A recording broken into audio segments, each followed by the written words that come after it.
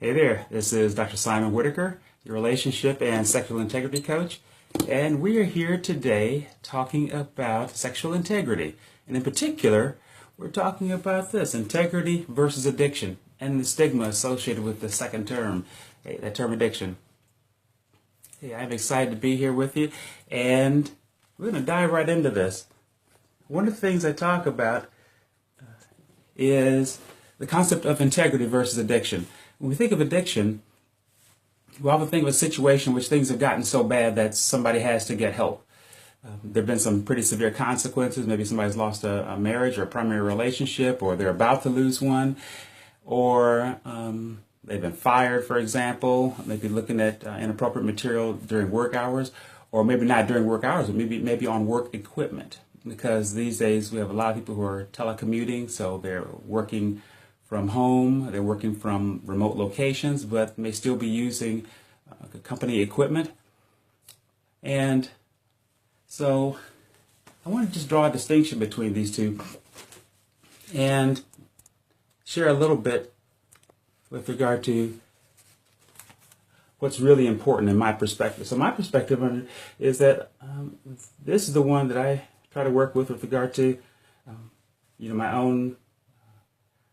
my own concerns, because of course I have a history with regard to that. That's why I wrote the book, right? I once had a date named Lust, Breaking Free from Sex and Love Addiction. So on this end, this really sets a bar in terms of what I believe God would have for me. So in terms of integrity, and in the back of the book there are some scriptures as well that I've highlighted, but one of the ones that I really like is the 1 Corinthians 10:13. So no temptation is really unique. There hath no temptation taken you but such as is common to man. But God is faithful, who will suffer you to not be tempted above that which you are able, but will with temptation make a way to escape, that you may be able to bear it.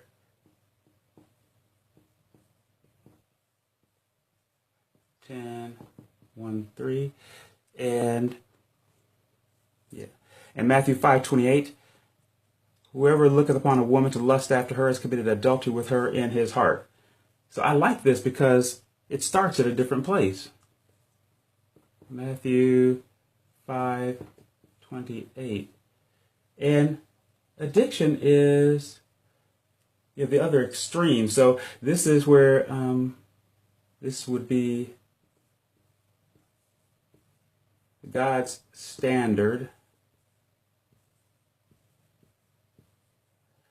And this is much lower. So addiction down here, this is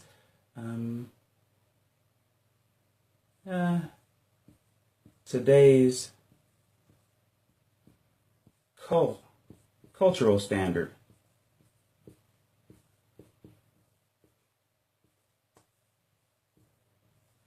I tried putting the board on a different side. I may have to switch it back to the other side next time. It's hard for me to write this way. So God's standard is way up here, but today's cultural standard is way down here. And there's a pretty big gap here. Also, what happens is, we use the term integrity as opposed to addiction. What happens is that virtually everyone can use assistance in this area. So what does that mean? What that means is that if there's somebody who, of course, is looking at pornography and addicted to pornography, certainly, well, that person qualifies in terms of getting some assistance to enhance their sense of integrity. Certainly, if there's an affair or something of that nature, then the person certainly qualifies in terms of getting help in terms of their integrity. And if somebody's just doing things that are outside their value system, right? So, based on my value system, which for me is, God's standard. That's what He wants from me. So anything that I do, and even thoughts that occur here that are outside of what God would want, then hey, I can continue to get help with regard to sexual integrity in terms of accountability, in terms of receiving coaching myself, not just giving it, but not just providing it, but giving coaching to others. So that's a pretty big deal. And the nice thing is, this is an area that is proactive, and individuals can continue to grow here. And especially when they're already part of a couple. Because if one person has challenges there, then both people might try to get help here if that's if that's something that could be helpful. But with addiction, it's different, because with addiction, one of the first things that happens is people say, oh no, I'm not an addict. One of the first things that happens is denial. And denial is when something is really reality, but people don't want to believe it, especially the person who you're seeking help for. Because usually it's not the person who has the challenge, it's usually their spouse or somebody else who is impacted by them. So, for example, if there's a wife who has issues with regard to looking at stuff on the internet, and if it's compulsive and obsessive, or if there are extramarital affairs, or if there's this flirting where people are, men are sending her, information by way of, text message and email that talks about, secret rendezvous and things like that, then what happens is that, so if that's a situation for the female partner, for the wife, then what happens is the husband, or if they're not married, the boyfriend, whatever, that individual is going to say, you need to get help. And one of the first responses, the typical first response for that person is, I don't have a problem. I'm fine. Everybody does this. Well, even if everybody does do it, you're not everybody. So that's the first thing that happens. But over here, the approach is different. And the approach is different because we start up here with a higher standard rather than waiting down here for the cultural standard until things get, really, really bad. And it's also easier to get help here. Because if you haven't gone that far down in the hole, it's easier for people to, kind of pick you up and toss you a line, for example, and you can climb up. So just wanted to talk about that and the stigma associated with it, because when you hear addiction these days, now certain types are, more respectable than others.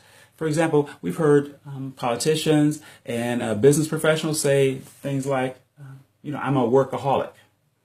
I'm addicted to work. And that's actually applauded very often. And these days you'll even hear things like people saying, well, I'm going to this program because I'm addicted to alcohol. Or you might hear terms like, I'm going to this group or that group because I'm addicted to alcohol. And people say, oh yeah, it's good that you're getting that under control. But if you were to say, I'm addicted to porn,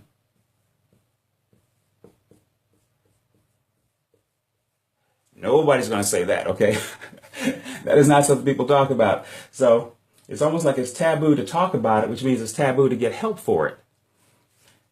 So I really like this approach. It's proactive, and it's something where people can continue to grow, because society will continue to give us challenges.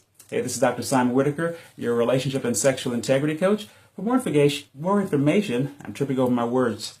For more information, you can check out the website, Sponsor for Hire, and that's where we talk more about coaching that people can use to help them in this area. Well, actually either area, but of course this is the area I like to focus on because we want to address issues in the beginning.